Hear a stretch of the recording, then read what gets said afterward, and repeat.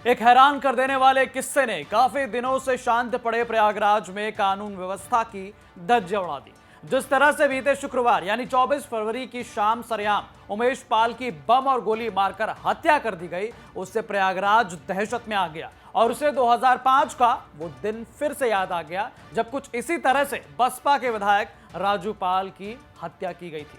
आइए इस वीडियो में समझते हैं पूरा किस्सा, क्यों और किसने उमेश पाल पर हमला किया या करवाया। नमस्कार, मैं गौरव कुमार पांडे हाजिर हूं यूपी तक पर। बता दें कि इसी जीटी रोड पर 25 जनवरी साल 2005 को बीएसपी के तत्कालीन विधायक राजपाल की सरेआम गोलियां मारकर हत्या कर दी गई थी। अब एक बार फिर ठीक उसी तरह का मंजर 18 साल बाद फिर से सामने आया है। विधायक राजूपाल की हत्या की जगह से तकरीबन 400 मीटर की दूरी पर राजूपाल हत्याकांड के मुख्य गवाह की गोली मारकर हत्या कर दी गई। प्रयागराज के धूमनगंज इलाके के लोगों को उमेश पाल की हुई हत्या के बाद साल 2005 के हत्याकांड का भी मंजर फिर से याद आ गया। हालांकि तब के हालातों और आज के हालातों में काफी कुछ बदल चुका है। तब कानून व्यवस्था सवालों के घेरे में थी, तो वहीं आज सरकार कानून व्यवस्था को लेकर दम भरती नजर आती है, हर मंच पर कहती आती है। लेकिन बीच सड़क पर हुई इस हत्या के बाद प्रदेश की कानून व्यवस्था पर भी बड़ा सवाल उठने लगा है। बता दें कि प्रयागराज के धूमनगंज इलाके के रहने वाले थे उमेश पाल। मौजूदा समय में वो वकालत करने के साथ जमीन के कारोबार का काम भी कर रहे थे। इसी जमीन के कारोबार के चलते एक समय पूजा पाल और उमेश पाल के रिश्तों में खटास भी आई थी।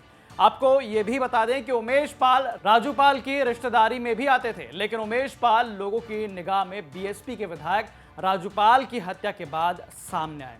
दरअसल इस हत्याकांड में उमेश पाल मुख्य गवाह के तौर पर जाने जाते थे। ऐसा कहा जाता है कि बाहुबली अतीक अहमद और अतीक के छोटे भाई खालिद अजीम उर्फ अशरफ और उनके कई साथियों पर राजूपाल के हत्याकांड का इल्जाम लगा था, जिसकी सीबीआई जांच कर रही है।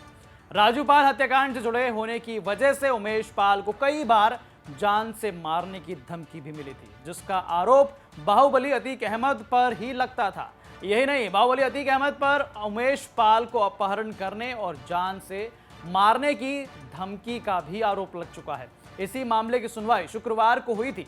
उमेश पाल ने कोर्ट के सामने पेश होकर अपना पक्ष रखा था। कोर्ट में इसी मामले की सुनवाई के बाद जब वो घर वापस जा रहे थे, तभी उन पर यह जानलेवा हमला हो गया। इस हमले में मुख्य गवाह उमेश की मौत हो गई। वहीं शुक्रवार को ही उमेश पाल की हत्या के बाद परिवार वालों का आरोप है कि हत्या के पीछे धूमनगंज के रहने वाले दिनेश पासी और बाहुबली अतीक अहमद और उसके गैंग का हाथ है।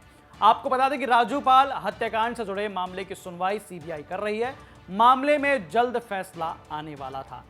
साल 2005 में हुए राजूपाल हत्याकांड के समय राजूपाल की पत्नी पूजा पाल और उमेश पाल बीएसपी में थे और राजूपाल हत्याकांड के आरोपी अतीक अहमद और उनके भाई समाजवादी पार्टी में हुआ करते थे। उस समय बीएसपी पार्टी की पूजा पाल समाजवादी पार्टी को इसलिए अच्छा नहीं मानती थी क्योंकि उस पार्टी में बाहुबली अतीक अहमद और उनके भाई हुआ करते थे। राजूपाल हत्याकांड के कई साल बीत जाने के बाद राजनीति के समीकरण में भी भारी बदलाव हुआ। अब जिस समाजवादी पार्टी से पूजा पाल दूरी बनाए रखती थी, अब उसी सपा की वो विधायक है और बाहुबली अतीक अहमद समाजवादी पार्टी से बाहर कर दी गई। आपको बता दें कि बीएसपी की सरकार ने बाहुबली अतीक अहमद के खिलाफ कार्रवाई का सिलसिला शुरू किया था। ऐसा कहा जाता है कि जब बसपा की पूर्ण बहुमत की सरकार थी तो उस समय बाहुबली की पत्नी भी बहन मायावती से मिलने गई थी, लेकिन उन्होंने मिलने से मना कर दिया था। राजनीति के समीकरण इस तरह बदले कि आज बीएसपी में बाहुबली अतीक अहमद की पत्नी शामिल है और जल्द ही मेयर के चुनाव में प्रयागराज से लड़ने की तैयारी में है। वहीं राजूपाल हत्याकांड के मुख्य गवाह उमेश पाल साल 2019 में बीजेपी में शामिल हो गए। हालांकि आज भी उमेश पाल और पूजा पाल के दुश्मन अतीक अहमद ही माने जाते हैं। प्रयागराज के धूमनगंज इलाके में उमेश पाल की हत्या उनके घर के पास ही हुई है और इस हत्या के बाद से पुलिस अब पूरी तरह से अलर्ट पर है। पुलिस उमेश पाल की हत्याकांड की गुत्थी को सुलझाने के लिए जुट गई है। एसटीएफ सहित पुलिस की 10 टीमों को इस हत्याकांड को सुलझाने के लिए लगाया गया है। हत्याकांड के बाद से ही प्रयागराज के सभी सीमा को सील कर दिया गया है और हर आने जाने वाली गाड़ियों पर खास निगाह रखी जा रही है। इसके अलावा यूपी भर के सभी नामी शूटरों की धरपकड़ के साथ पूछताछ भी चल रही है। उमेश पाल की हत्या का आरोप बाहुबली अतीक अहमद पर लगा है, तो लिहाजा पुलिस ने भी अतीक के करीबियों के साथ दोनों बेटों से भी पूछताछ कर रही है। अपडेट यह कि पुलिस ने उनके दोनों बेटे यानी अतीक अहमद के दोनों बेटे सहित 14 लोगों को, संदिग्ध लोगों को हिरासत में लिया है। इस घटना के बाद पुलिस के आला अधिकारियों समेत प्रयागराज के जिलाधिकारी ने भी मृतक उमेश पाल के घर पहुंचकर परिवार वालों से मुलाकात की और पूछताछ भी की है। सरेआम हुई इस हत्या के बाद से इस पूरे घटनाक्रम पर यूपी मुख्यमंत्री खुद निगाह बनाए हुए हैं। बताया जाता है कि राजू पाल हत्याकांड से जुड़े कई सबूतों को मिटाने की कोशिश पहले भी की गई। इससे पहले भी राजूपाल हत्याकांड से जुड़े गवाहों को मौत के घाट उतारा गया है।